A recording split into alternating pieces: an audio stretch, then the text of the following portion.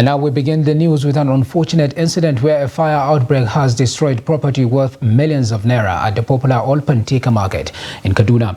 According to traders there, the fire, which began around 11 p.m. on Tuesday night, left many traders devastated as they lost their sources of livelihood. Trust TV's correspondent Bella Musa now completes the report.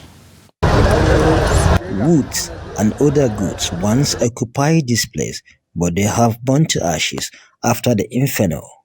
Scavengers have taken over the scene. About 250 shops were destroyed and goods worth millions of naira were lost. People sell woods here and many secure loans to fund their business. It's a total damage. Fire incident happened around 11:30 p.m. yesterday. The cause of the fire is said to be ascertained, but a committee has been set up to look into what really happened and how we can address it in the near future. Millions of naira were lost. According to them, traders are traumatized due to the huge losses they have incurred. People sell woods here and many secure loans to fund their business. Now everything has been burned to ashes. Olpantika market accommodates thousands of youths who engage in one skill or the other. But this fire incident is, according to them, a major setback. This is a poverty alleviation market whereby over 30,000 people within the vulnerable age of 15 to 25 are engaged into different skills. And of course, this is a setback economically to those teeming youth. Although the cause of the fire incident is yet to be ascertained, the traders are, however, appealing for help from government in order to move on with their life. Bella Musa, Trust TV News, Kaduna. On judicial matters, Justice Hamza Muazu of the Federal Capital Territory High Court has granted the immediate past governor of the Central Bank, Godwin Emefiele's request to travel out of the FCT. The court said Emefiele must, however, remain in the country as part of his bail term, which restricted him to remain in the capital, FCT. Emefiele, through his lawyer Matthew Boka San, had requested a variation of the terms, which the Council of the Economic and Financial Crimes Commission, EFCC, Rotimi Oyedepo San did not object. He told the court to ensure that Emefiele wrote an undertaking that he will remain in the country if his plea was granted. The charge against the former governor of the CBN was also amended to 20 from 6. These amended charges against Emefiele now include criminal breach of trust, forgery, conspiracy to commit forgery, procurement fraud, and conspiracy to commit felony. The court had on December 23, 2023, granted Emefiele bail in the sum of 300 million naira, with two sureties in like sum. And still on judicial matters, the Supreme Court has dismissed the appeal filed by the candidate of the African Democratic Congress, ADC, Nafiu Bala, against the election of Muhammad Yahya as the governor of Gombe State. A 5-member panel of the Apex Court, led by Justice Kudrat Kekere Ekun, dismissed the appeal shortly after the appellants withdrew it. Meanwhile, the Apex Court has adjourned to Friday for judgment in the other appeal filed by Jibrin Bardi of the People's Democratic Party, PDP. The panel fixed Friday for judgment shortly after parties adopted and argued their briefs of arguments in the appeal, which expires on Sunday, January 21st. At the hearing, the Apex Court panel confronted counsel for the ADC and Bala's lawyer, Habad Woye, on the incompetence of his client's case and the need not to waste the court's time. Woye subsequently applied to withdraw the appeal, which was not opposed by the respondents and was accordingly dismissed. The Apex Court also reserved judgment in the appeal filed by Ashur Isa of the People's Democratic Party, PDP, in Kaduna State against the election of Governor Obasani to a date that will be communicated to all the parties. In another development, residents of 10 communities in Bongudu local government area of Zamfara State have fled their homes for fear of being attacked by notorious bandits leader Dan Nagala, who had earlier sent attack threats to them. The affected villages are Gidansuru, Maji, Fandahaki, Hayin Dankaru, Duka, Dangamji, Galmwara, Hannu, Dankasana, the Kwalge and Gidang Arni. The residents, our reporter gathered, fled their homes following a recent operation carried out by soldiers of the Operation Hadarin Daji unit. The operatives on Tuesday stormed the famous Danbasa Bozaya forest and recovered a large number of cows allegedly stolen and kept by Nagala. Following the onslaught, the bandits vowed to attack the communities in retaliation. Meanwhile, residents who have been fleeing for fear of being killed are appealing to the state and federal government to deploy more security personnel to the area to protect lives and property. Security agencies were yet to respond to inquiries about the security situation there at the time of filing this report. And now the rising cases of banditry and other acts of terrorism have continued to worry Nigerians across the country. With new governments at the federal and state levels, Nigerians were hoping for a change. But 7 months after, some residents of Benue are saying President Tinubu needs to do more to curb insecurity. Jimmy Azende takes it from here.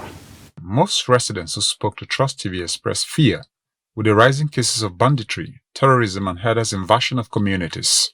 Sometimes I feel some of these young people carrying guns have decided to do so as a means of calling attention to them. It is a last resort because you go to farm, you toil in the farm, and at the end of the day, you take your produce to the market.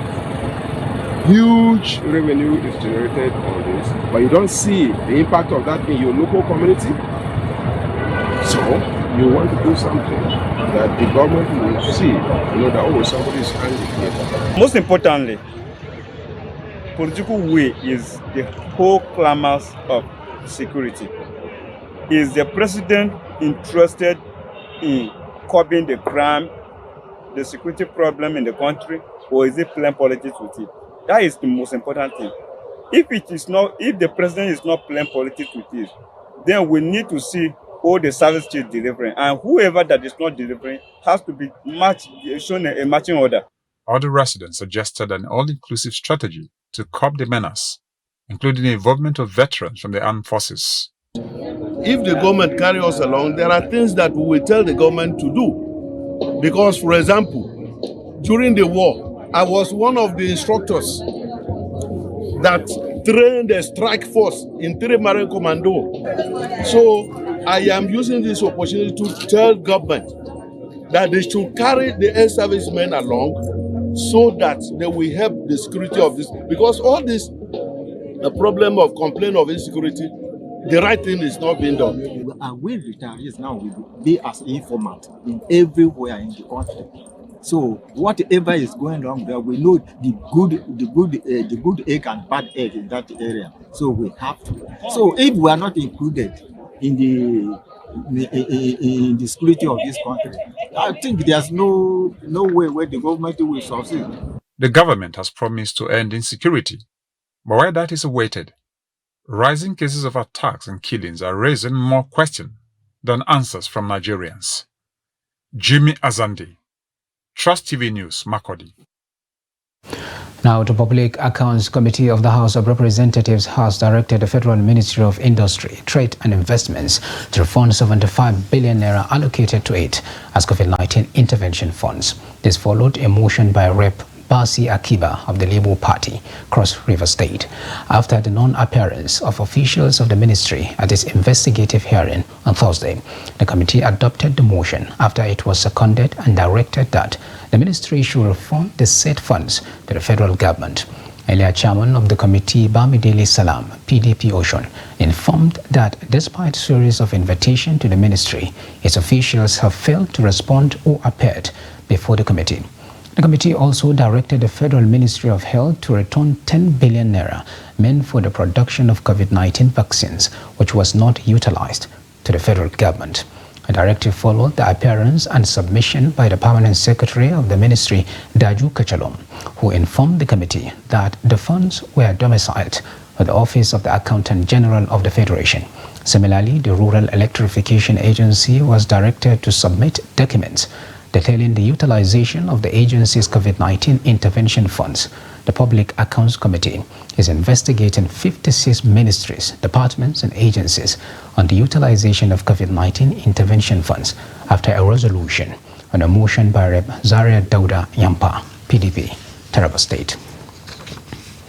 Meanwhile, the Commissioner of Police, Abia Command, Kenechukwu Onwelemile, has apologized for his officer's unprofessional conduct at the Abia Breaking News ABN Television, a radio studio in Umuahia. The police public relations officer, PPRO SP Maureen Chinaka, in a statement to newsmen, said the CP offered the apology when he visited the studio on Thursday. According to the statement, the CP during the visit conducted an on-the-spot assessment and had discussions with the director. According to Chinaka, the CP apologized for the conduct of the officers and the matter was resolved amicably. Some police personnel from Umuahia Area Command had invaded the studio on Tuesday to carry out an arrest of one Donald Odensi, who was a guest during a live program. Director of the outfit, Ifeanyi Okali, had alleged that many of its broadcast equipment, including laptops, cameras, and microphones, were damaged by the police personnel during the incident. Meanwhile, the Nigerian Communications Commission has suspended its plan to bar Glo subscribers from calling MTN lines for 21 days. In a statement on Thursday, NCC's Director of Public Affairs, Robin Moka, said the Commission decided to suspend the action after the telcos agreed to resolve all outstanding issues between them. Earlier, the regulatory body said it has approved MTN Nigerian Communications PLC to commence the pairs disconnection of Globacom Limited with effect from January 18, 2024 due to a long-standing interconnection debt dispute between the parties. However, the Commission in the latest directive said it is suspending the partial disconnection for 21 days with effect from January 18, 2024. According to NCC, its approval for disconnection will have potential impact on consumers.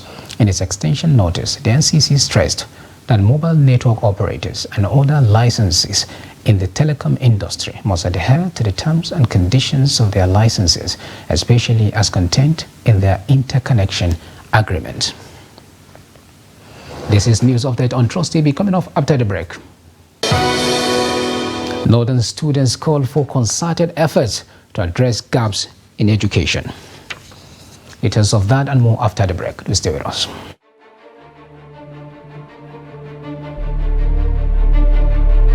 I've been addicted to my phone to the point that even I see food self, I will not be hungry. I may be eating now, still pressing my phone. In a world dominated by digital connectivity, social media has become an integral part of our lives. Incidentally, addiction process in the brain is the same, either with substance use, either with betting, either with whatever, either with sex addiction. It's the same process of the brain, because the brain is there. When you feed it with information, and information makes you feel happy, you feel great, it will demand for more. On average, Nigerians spend 3 hours and 42 minutes on social networks every day. However, there are some who cannot control the amount of time they spend on social media. I can't quantify the amount of good it does. I can't quantify the amount of bad it does. But I know social media is a double-edged sword. As we navigate the endless possibilities of digital landscape, understanding the impact of social media on humanity is crucial.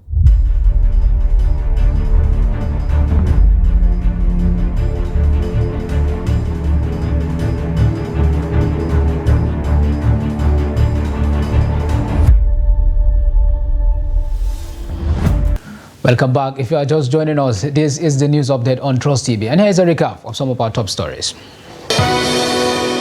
Inferno raises goods worth millions at All Panteka Market in Kaduna. Court grants Emefiele permission to travel out of FCT. Now to more stories. Northern Nigerian students are appealing to the government at all levels to subsidize education in order to provide the opportunity for children of common people to have access to quality education that will better their lives. The students made the appeal in Kaduna when they converged on Ariwa House to reflect on the legacies of the then Premier of Northern Region. Sahamadu Bello, the report. This area house used to be the official residence of Sir Ahmadu Bello Sardauna Sokoto.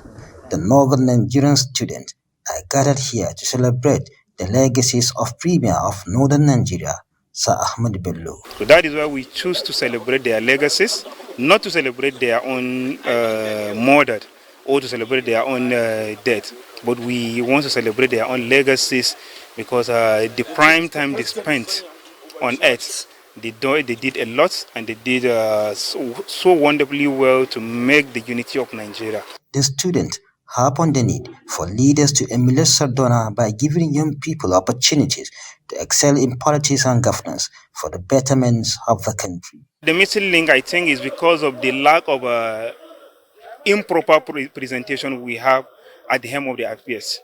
We know, as we have already discussed, if today Nigeria will adopt something that has to be, when it comes to an electionary period, let's have an independent candidate, so there is no any party system or the likes of it. One of the areas General Sardauna recorded a lot of achievement was education, which these students say is in need of urgent attention. At least if they can be able to see that they subsidize the education, and whether one like it or not today, the educational system, most especially when it comes to universities, are in the verge of being privatized, because the kind of increase of tuition fees today in Nigeria is worrisome. My appeal to them is to be God-fearing, to be hardworking, to be focused, and to be good people of Nigeria. They also call for the inclusion of more young people in the renewed hope agenda of President Bola Ahmed Tinubu. Bella Musa, Trust TV News, Kaduna. Now, Nigeria's government will spend about 1.6 trillion naira to subsidize electricity in 2024, just as the government also gives a nod to tariff hike with a view to guarantee efficiency in the power sector. Chairman, National Electricity Regulatory Commission, NERC, Sanusi Garba, said this on Wednesday at the Commission's headquarters in Abuja. Trust TV's Chamong Dabang now reports. According to the chairman, it will cost the government between 120 to 130 billion naira monthly to subsidize electricity this year alone, adding that the Regulatory Commission has reviewed tariffs in line with the cost of operations and to allow investors to appropriately recover. He, however, told journalists that despite the rising financial obligations, the federal government is taking into consideration Nigeria's economic realities, hence subsidizing the cost of electricity to ease the burden on Nigerians. So for the first time, we have published what they should charge. We have also published the amount they are allowed to charge based on government policy. Because government has decided for now, arising from the cost of living crisis and so many things, to, in the meantime, continue subsidizing electricity. So if you take the order, you will see that tariffs are not going up, but in the order, you will see what the DISCO should have been charging. You can also see in the tariff order the amount of subsidy the government will be providing to cover the gap between what they should charge and what they are allowed to charge, because that's subsidy. Sanusi said even with the upward review on the tariff, government will be absorbing the increase for as long as it can. The government will need to finance 1.6 trillion naira to fund something in the region of 120, 130 billion a month. Okay, so one of the new things in the tariff order that I did mention is to avoid rate shock, meaning that if you have to delay for 6 months before you provide for changes in macroeconomic parameters, the jump you need to make, whether it's up or down, will be substantial. So we'll be doing those minor reviews more frequently, this time monthly reviews. So you can see prices going up and down depending on inflation rate, movements in Naira, and so on and so forth. There are concerns that the decision by the NERC to raise electricity tariff may stir up backlash from professional bodies, labour and Nigerians despite the announced subsidy. Chamun Dabeng, Trust TV News, Abuja. And now, away from Nigeria, at least 10 people, including children, have been killed in a suspected Jordanian airstrikes in southwestern Syria. According to local activists and media, several homes were reportedly destroyed in Armon, a town in Sweda province about 20 kilometers from the border. There was no immediate comment from authorities in Jordan, but its forces are believed to have carried out a number of airstrikes in Syria over the past year on suspected drug smugglers and their facilities. Jordan and its Western allies say highly organized and heavily armed Iran-backed militia operating in government-controlled areas of Syria are behind a surge in smuggling into the kingdom, particularly of the amphetamine captagon, for which there is huge demand in Gulf of Arab states.